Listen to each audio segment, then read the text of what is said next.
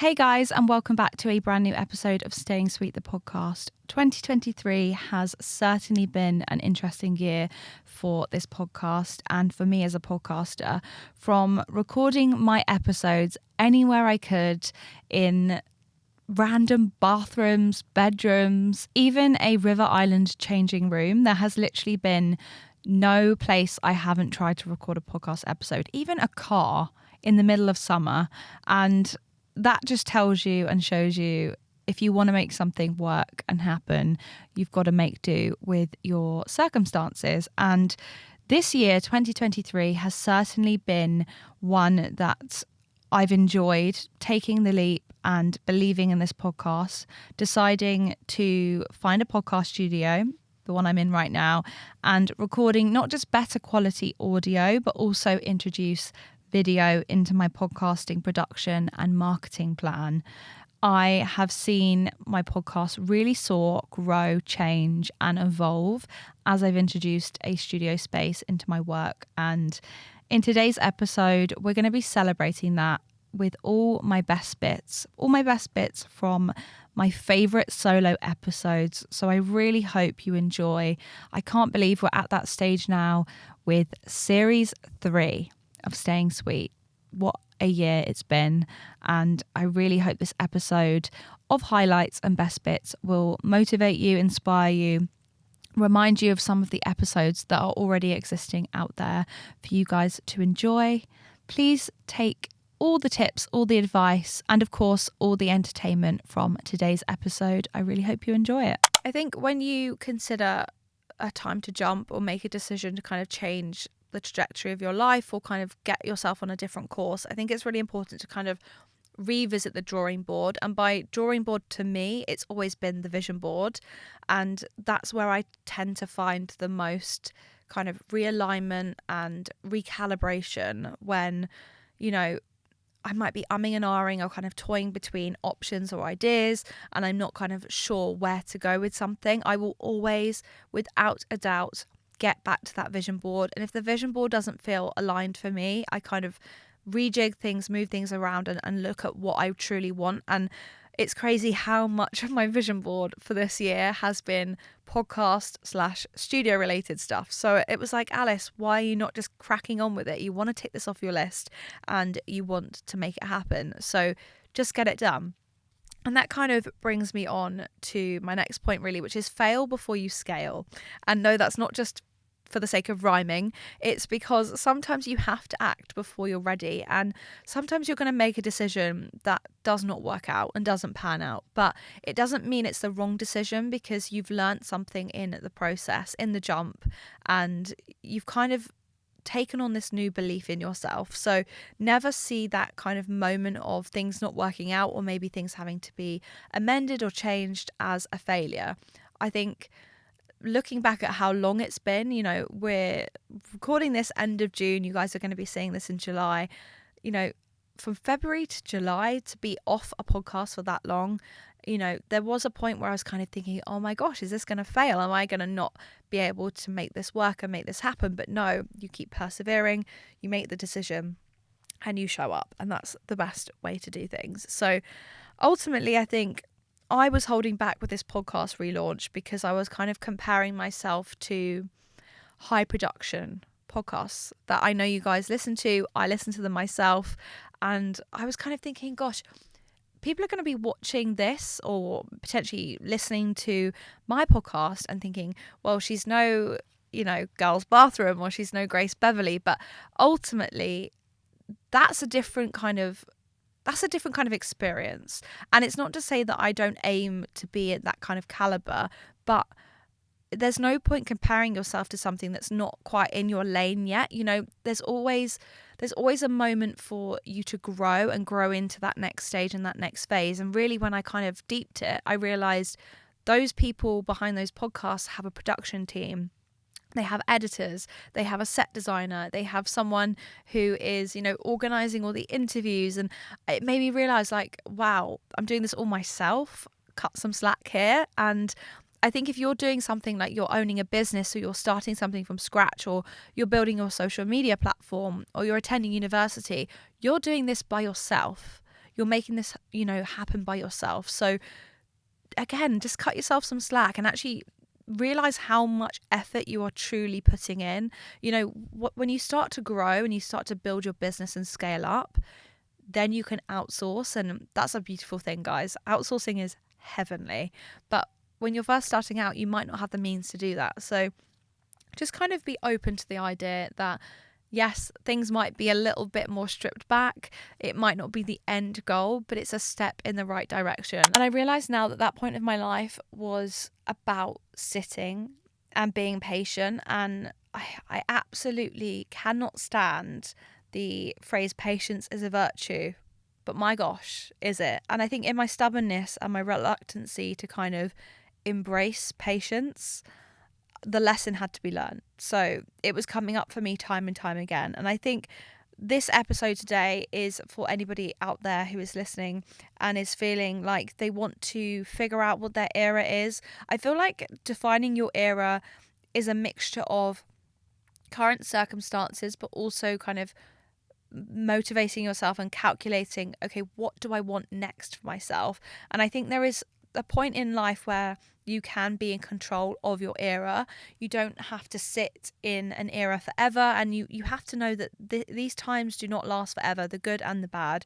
So really it just got me thinking, and it got me thinking and comparing it to Taylor Swift eras, because the story arc of her albums are very clever, and there's moments in time where I've listened to her music and been very inspired to take action in a different way, whether it be the kind of Reputation kind of era that's very like not revenge driven, I don't want to use that word, but very me focused, self focused. And there's nothing wrong with that kind of taking back of the crown and being in control. Like, are you guys ready for it? And I know it seems a bit rogue of me to kind of be bringing up Taylor Swift references. I would never normally do this, but I just feel like so much of what I've been consuming on TikTok lately has led me to this topic today. So we're going to talk about it, and we're going to start with the question of the week.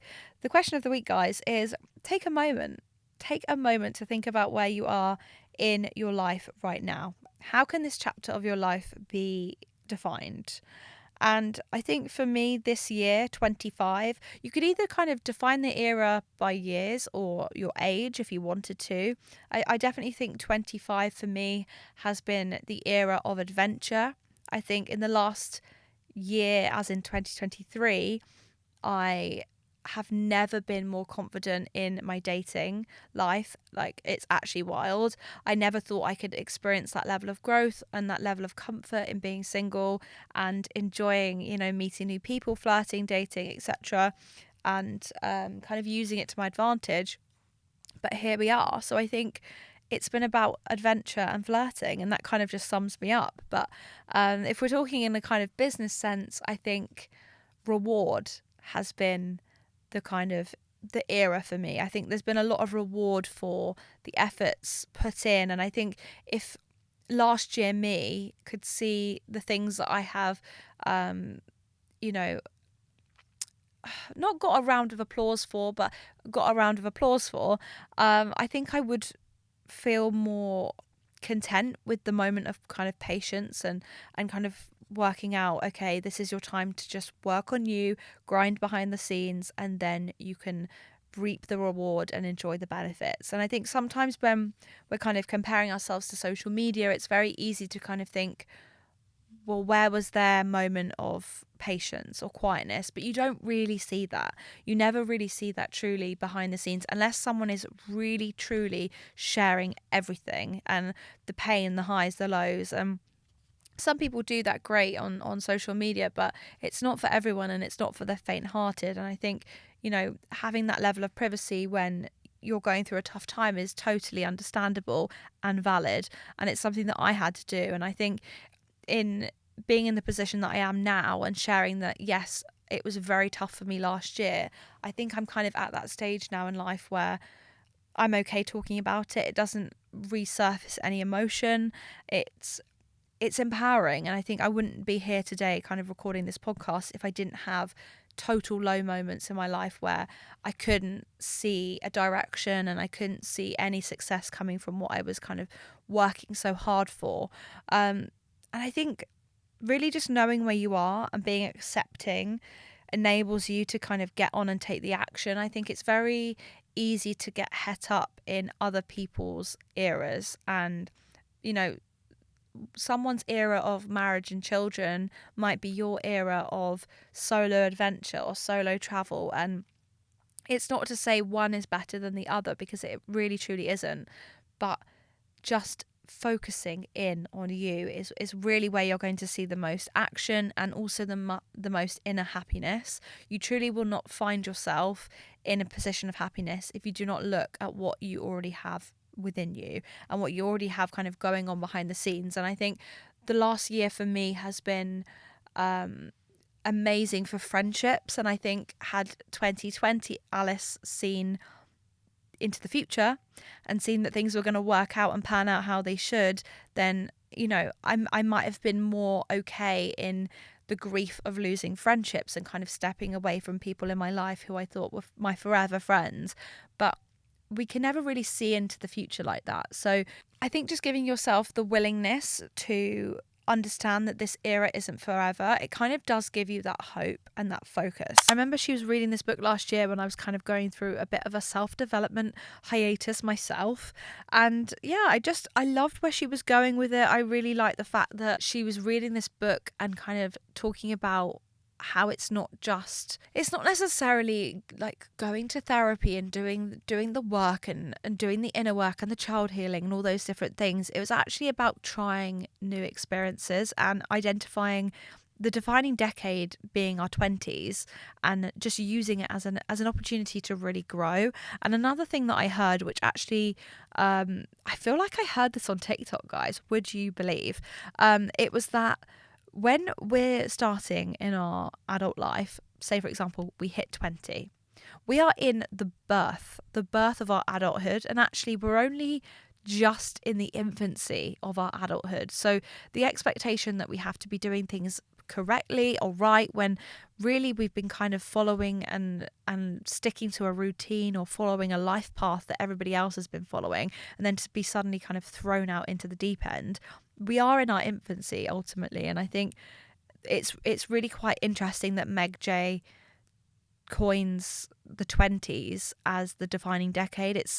It's like when you learn to walk and talk. We're doing that, but in our adulthood. So I really like this idea of identity capital being quite an experimental time, quite an exciting time to kind of pursue different things and not hold yourself too accountable, not having to be perfect at everything, because you can't be. And, you could take up a hobby one year and not do it next year, and that's fine, Ultimately, you've learnt lessons, you've networked with new people, you've learnt new skills. So she defines identity capital as an individual's collection of personal assets, or how we build ourselves bit by bit through experience. So I don't want to be that person that dehumanizes human experience and dehumanizes individual things that we would say are our hobbies, but I do think there is an asset to people who show up to a job interview or have a personal statement. I know universities aren't taking personal statements now, but when I did my personal statement,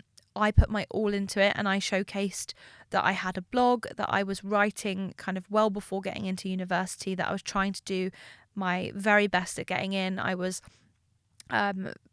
very bad at it, but I did a little stint of radio presenting at my school radio for a brief moment, and I gave that a shot, and those are the things that I mentioned in my personal statement.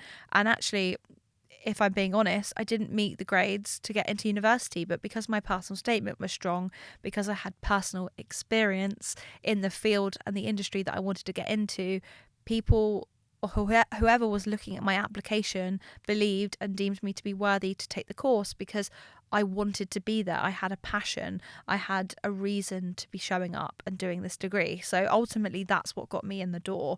So I think it's really interesting that she says that. And sometimes I think it's important that actually, do you know what? It is an asset. It's an asset to be confident. It's an asset to be able to network in a room full of opportunities. It's important to be good at those things. So find those things out for yourself, do a bit of digging, come up with some ideas and some brainstorms as to what could be your your next kind of selection of identity capital. When is the marathon? It's next year. It's next April. So it's on Sunday, the 21st of April, 2024. And I entered the marathon on marathon day this year, just gone. And it's quite funny because I do this thing on Snapchat when I'm like manifesting. It's like a really weird thing that I've just recently adopted in the last 2 years, where if I'm manifesting something, I will record a video of me talking about something, or I'll be sharing a moment in time, and I will save that video down with text written on it. And actually that day I'd entered the London Marathon, and then I'd gone to the gym, and I was on the treadmill literally doing a 12:3:30, so like a 12 incline walk for 30 minutes. Like, that was hard for me. And I had written over this video of me walking, I'm going to run the London Marathon 2024. And it's so weird because I was watching a lot of TikToks this year, very motivated, very like emotional about the fact that people were completing the marathon in my sort of age demographic, you know, young women. And I was so inspired, and I just had this weird like knowing that I was going to be doing it. So in turn, I don't know, I just felt this like weird sense of knowing. And I'm so glad I did that Snapchat and saved that Snapchat down, because I'd written, I'm going to run the marathon in 2024. And looking back at like all the things, I realized like, wow, I was really in the framework of receiving mode, and like, okay, this is the next step for me. And I think if you're going to be someone that's going to try something new, kind of being open-minded is really the key to even letting that chapter come into your life. Because I think if you come with some resistance and with that belief, maybe it's not even a belief that you have, but somebody has kind of instilled in you that you're not good at a certain thing, or you'll never amount to this or that. I always hear these success stories and these podcasters with their guests, you know, talking, and the multi-millionaire or the business owner, they had this childhood or they had this experience at school where somebody didn't believe in them. And that's where you really have to show up for yourself, and you have to be like, okay, well, I'm going to rewrite that. I'm going to rewrite that outcome, because that's not how I see this vision for myself. And I think that's really what the London Marathon is for me.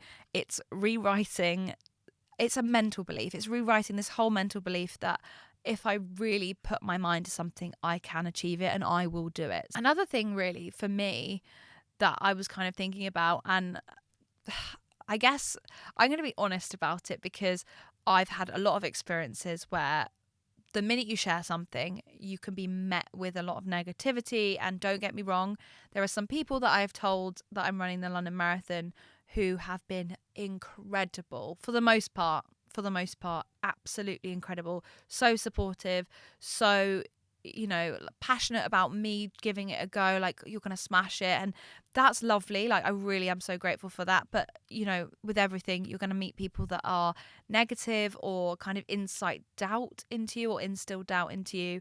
And as easy as it is for me to say, oh, just ignore them, that still is going to niggle at you. And that could be for any type of like skill or passion or project you decide to undertake. You know, if you decide to launch a business, the little niggles of people saying, oh, well, that's not really going to succeed, or why have you decided to set up and launch and open a shop in this current climate? Like, people have a natural negative, like, a negative part of their brain that they don't even mean to do it. They just kind of outwardly come out with it, and it's like, oops, foot in mouth, too late.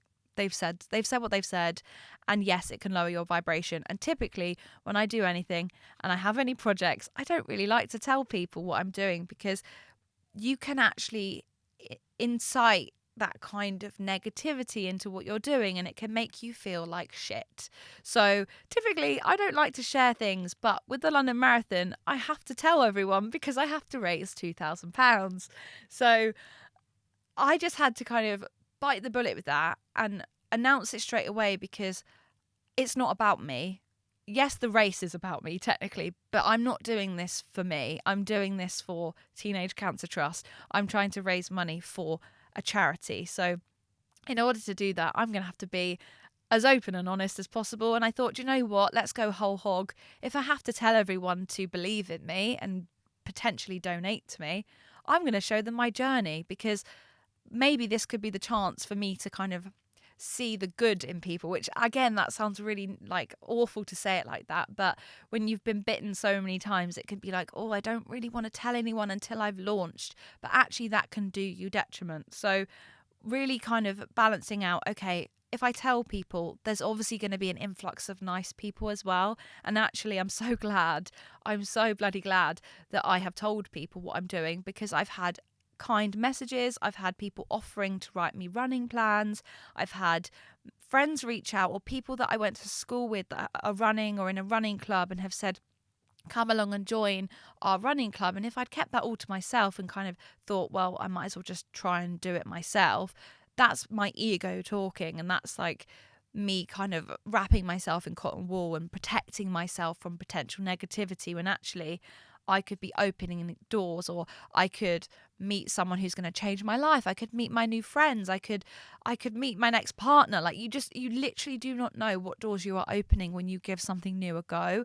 And it's incredible, like how much my life has changed in the last few weeks since announcing that I'm running it. And I know that sounds like too good to be true, but I promise you, the people I've attracted in have been on my frequency, and how inspiring, how exciting to have those people, by your side. Accountability also focuses on this feeling of in the now versus like, oh, I'll do it tomorrow, I'll do it on Monday, I'll think about it next year. A lot of us put these kind of timelines on our version of accountability and our correct time to hold ourselves accountable. And actually what that does is procrastinate ourselves. And I think when you make those important decisions, those decisions to go self-employed or quit your job or find something else or ask for that promotion, you are only doing yourself a disservice if you kind of pause and dwell and kind of think about, oh, when might be the right time to do this or make this decision. Holding yourself accountable is when you decide to go for it, and it's that action taking that is going to stand you in good stead. For somebody who wants to strategize a way to hold yourself accountable, it's about the habits of checking in. It's about the routine of regularly checking in on yourself and weighing up, okay, is this the bigger picture? Is this the life I want? Is this the path I want to go down? And it can be harder to look at the bigger picture sometimes because it can be very daunting, but it can be also incredibly motivating. And when you see how far away you are from a goal or a decision or a promotion or a business step and venture, you need to think about the small steps that are going to lead up to that moment and that will get you there. And in holding yourself accountable, that's where consistency kind of marries up with action, and you push through, you persevere, and you make it happen. So how can you hold yourself accountable today? I'm actually, I'll be honest, finding this episode so not like triggering, but like I feel like there's things in my head right now I'm thinking about. I'm like, oh my gosh, I need to do this after this recording. I need to do this after this recording. And it's all coming to my head now. So I feel like in sharing this episode, I really hope that you kind of see how everyone is experiencing that weird niggly feeling of, I really need to sort that out, or I really need to make that happen for myself. So look at what you want for yourself as the bigger picture, as the immediate future. Who is that version of yourself? Create a schedule that is going to be achievable and attainable, but does not limit you. So for me, that monthly check-in is really great. With my fitness coach, for example, I have a weekly check-in. I weigh myself, I take my measurements, and I send my pictures, and I say what went well and what didn't go well for that week. And reflecting on that week has actually made me realize like how much I need to think about the choices I make and the decisions I make for the future version of myself. And sometimes that can be really difficult. So in case of my fitness, having a fitness coach is like having a mentor, having a business mentor, or somebody that can hold you accountable. Now, I'm not saying you need to go get a fitness coach or find a business mentor. You can find a friend, find someone in your circle or someone that you really can confide in who would be a really suitable fit for you, who can, push you towards your goal, but also be someone that's kind of a third party and kind of watching you from an outsider's point of view, someone that's not going to wade in too much, because it needs to be action that you take yourself. So I think mentors in themselves, I think particularly in business, are considered quite a privilege and quite a hard thing to find, especially when you're young or you're starting out in your career. But I think there are mentors all around you. If you're somebody who's at university, consider maybe befriending some of your lecturers or working out, okay, who might they know that might help me and connect me to where I want to go in my career. If you're somebody who is sort of navigating the workplace, think about someone higher up to you who might be able to mentor you. I think another beautiful place where you can find a mentor or someone to hold you accountable or kind of get yourself in that circle is social media. Use social media to your advantage and find those individuals in the next phase of your life who are going to support you and help you really on your journey. One of the things that I have recently in my life kind of come across is this idea of like a blue sky scenario, and it can kind of be described really as, what is the biggest, boldest version of you? Like, who would that person be? How would they identify themselves? What would they be wearing? And like, what car would they be driving? Sometimes it can come across as quite a shallow thing to consider, but it is so necessary when you're on this journey of self-identity in order to make that sort of big next stage jump into that reality. And the blue sky scenario is your wild dream situation. It's this big expectation. It's almost the end goal, the end person that you see yourself becoming. And usually the end goal isn't the final version of ourselves. It's just the version of ourselves that's, a few steps ahead, or, between a year or 5 years ahead. We tend not to think about the version of ourselves in 20 years time, or when we're in our 80s and we're kind of thinking, okay, who is that version of ourselves? Usually our big sort of blue sky scenario is a version of us which actually isn't that far off.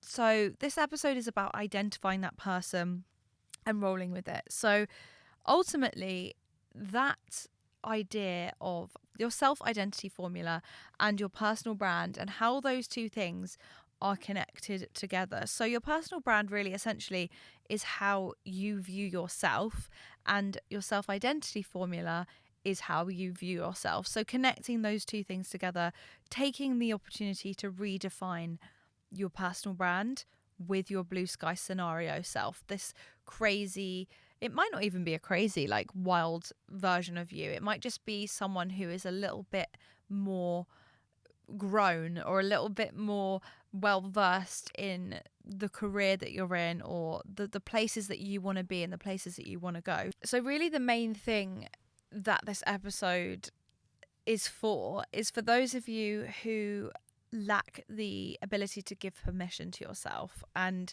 find it difficult to connect your current identity to that future identity, and figuring out like, how can you be that person when you're not that person yet? And it's kind of like the analogy of fake it till you make it. And I know that comes with a lot of controversy and opinion, because not everyone believes in the fake it till you make it mantra. But I think there's something quite interesting about how those that have used that have bettered themselves and kind of stepped into this next level version. So the biggest thing really is not letting the fear of doing the thing, of being that person and becoming that person, stop you from getting there. So ignoring those feelings of imposter syndrome, of embarrassment, or like the idea that you have to cringe out. I've seen a lot of TikToks and a lot of like YouTubers touch on this idea that when you're first starting something, it feels really cringy, or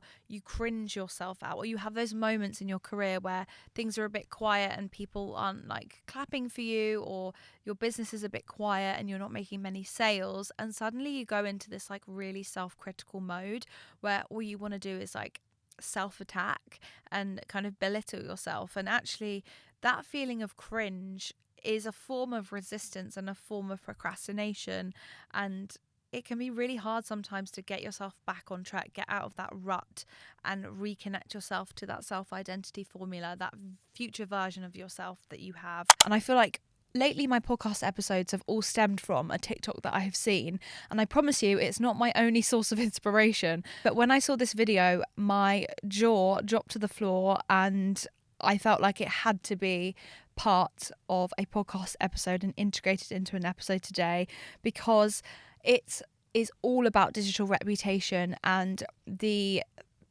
basically the residue that we leave behind when we are on certain social media platforms.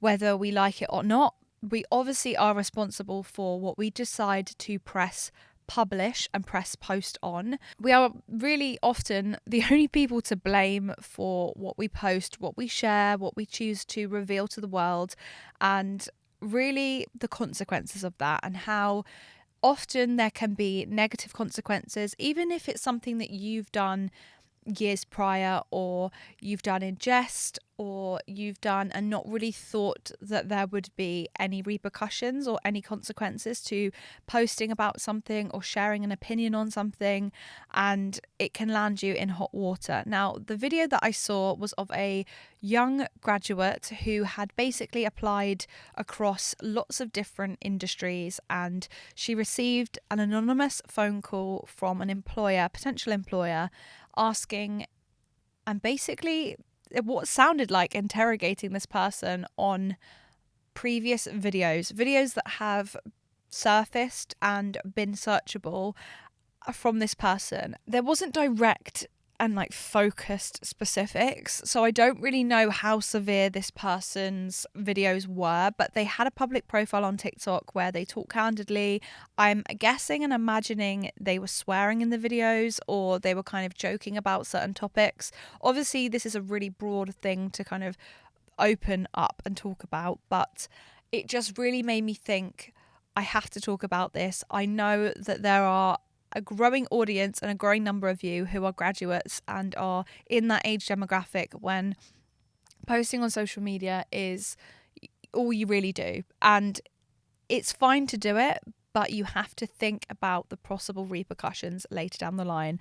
And I know there have been lots of people who unfortunately have posted things that maybe they regret now but did in the past, and the repercussions that come from that is crazy. And we don't necessarily know that the video we decide to publish today will not be the standard of tomorrow, and that is really hard to navigate. And I feel like a lot of generations, we're really the first generation, and the Gen Zers now evolving into the workforce and the workspace are also dealing with the consequences of sharing and oversharing on social media. I feel like millennials, God bless them, were the guinea pigs, and really we're seeing the full effects and the full force of growing up in a digital generation, and a generation where everything is shared online and nothing can really be swept under the rug. Next question is one that I relate to and have related to many a time, and I feel like it's really vulnerable of you to reach out and exchange this. But someone has asked, I feel lost in my career. I'm mid-20s and not sure if the job I'm doing makes me happy. Advice.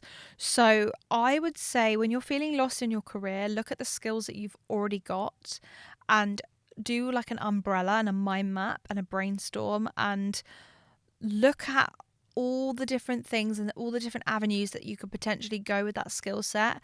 Follow your nose, and what I mean by that is you're going to mind map out stuff. One particular skill is going to mind map out and mind map out and mind map out to an even bigger picture, something far more detailed and in-depth than you might have thought. That is usually the nose for excitement, passion. Follow that nose for passion, because you will never be led down a dead end. There will always be a point where you can pivot into something else. And I've had that many times in my career. I've done the writing side of things, I've done social media, and I've talked about this on the podcast before.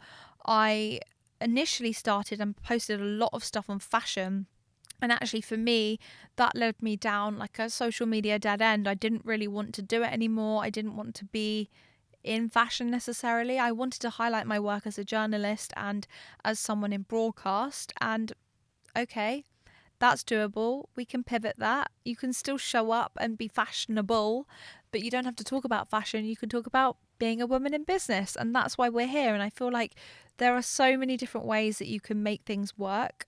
It's just about mind mapping out, branching out. I would also say that the purpose of your 20s, and again, I've touched on this on an episode, I believe it was episode 48, which was about identity capital, expanding your purpose by finding passions in other things outside of your work. So for me, my line of work is writing, photography, and podcasting.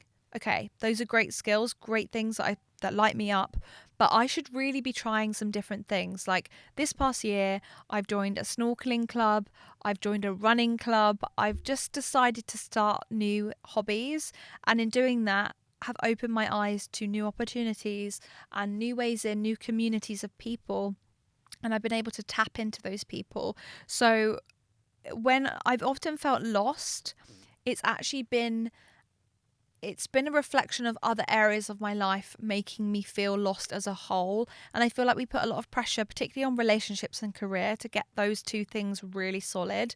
And actually, sometimes it's other things in that circle of life that we need to work on and focus on. And my biggest advice, I think, do an audit on your current life. And I've talked about this before, but what you're going to do is create these like rings all the way out.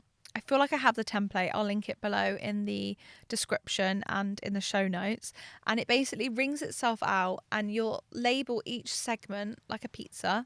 You'll label each segment with a different area of your life. So you'll have career, you'll have health, you'll have finances, relationships, friendships, free time, travel, whatever. Pick your labels.